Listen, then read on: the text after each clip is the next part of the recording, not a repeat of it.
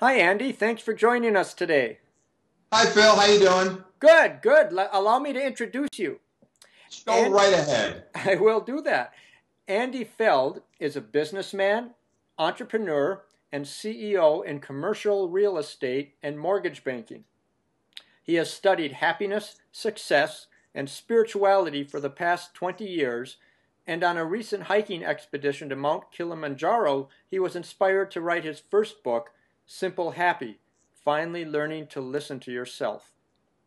His new book is Wake Up, Your Life is Calling.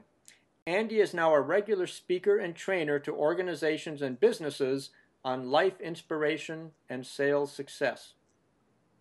Andy, why do you say that a financial crisis is our most wonderful wake-up call ever?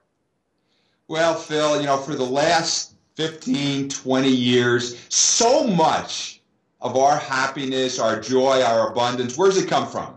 It's come from the use of our credit cards. It's come from the next house, the next car, the next fancy dinner. And all of a sudden, frankly, without a whole lot of warning, this has all come to a pretty quick end. And now, all of us with this new financial crisis, all of us got to figure out where our joy, where our happiness, where our abundance is going to come from. And it is a big wake-up call. We're now going to have to look inside ourselves to learn how to smile, to learn how to love, and really start anew, because I don't really think that this time the recovery is right around the corner. Mm-hmm.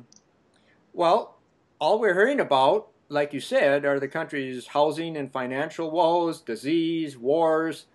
Now, how do you stay personally hopeful and optimistic about life, and what do you tell people about how to do that for themselves? Well, Phil, it's a choice. It's a personal choice for us all as to whether we want to be happy or not. People say to me, can happiness be learned and can it be practiced? And the answer is it definitely can. And it's really a choice of what we choose to focus on. News junkies, for instance, if you listen to the news all day long, you watch TV, what's it all about all the time? It's about violence. It's about poverty. It's about famine. It's about disease. And when you really think about it, that's not what's happening to most of the people. Sure, there's some of that stuff going on in the world. But for most of us, when you really ask yourself, hey, how is my life here on planet Earth? And I think most of us would say, hey, my life is pretty darn good.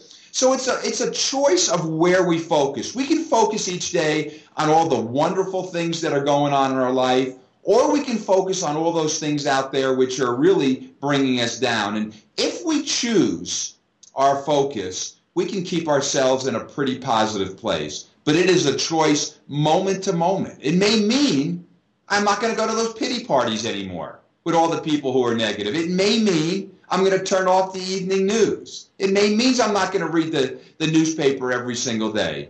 We all have those choices. And if we want to remain optimistic and positive and not have a victim mentality, then, hey, we can do that by what we focus on. And we focus on those things in our life, which are beautiful. Well, so many people are looking for more balance in their lives. How do you recommend that they achieve that? Well, when I look at balance, I look at it in a couple different ways. First of all, it's probably one of the most commonly asked questions I get, Phil. And what I usually return the question with a question. If someone's asking me about balance in their life, I'll ask them, hey, tell me, who judges the balance in your life? And what I find out is so many individuals who think that their life is out of balance, they think it's out of balance because somebody else told them their life is out of balance. Have you ever met a happy workaholic? Sure. Have you ever met an unhappy workaholic? And the answer is yes, too. It's because we're all different.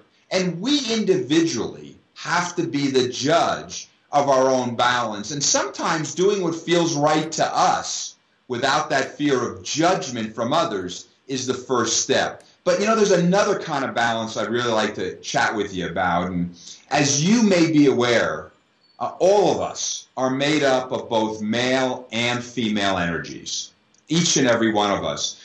And the more balanced we can become relative to those male and female energies, the more able we are to reach inside and get those answers that we need in life. And I'm afraid that we men have probably a bigger job to do than the women. And for the men, it probably means right now learning how to be a bit more intuitive. For the men, it means maybe being a bit more sensitive. It means we need to be a little better listeners. And as we balance those male and female energies, we now are able to access so much more of the information, that we want. Now, the women, they may be saying, yeah, the guys, they need to do that right now.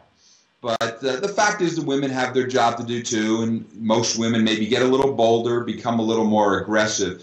But I think that balancing both our male and our female energies is one of the number one things we can do right now if we want to be able to get in touch with higher intelligence, if we want to get in touch with that love that runs through our universe.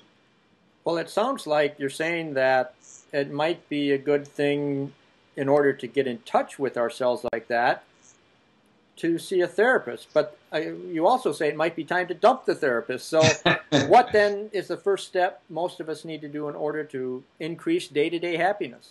Well, I think the first step, Phil, is we've got to learn to listen to ourselves. We all have what I call an inner radar.